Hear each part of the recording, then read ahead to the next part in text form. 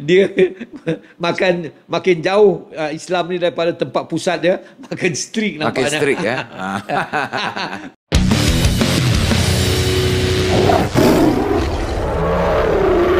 Ketika saya di Baghdad, Iraq, biasa, ini negeri Arab yang 98%-nya Islam. Okay. Saya pun sendiri terperanjat kerana warung dan kedai-kedai itu dia hanya tutup dengan kain je. Lain tu di belakang tu terpulang. Dan yang paling menakjubkan, saya ingat lagi 1977 ada satu kongres lah ketika itu. Saya dalam kongres tu, saya tengok TV kongres tu dalam bulan Ramadan.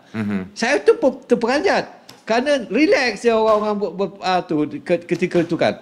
Kongres tu dalam televisyen tak ada apa-apa. Jadi ini jadi ketika maksudnya dia relax tu dia makan, dia minum.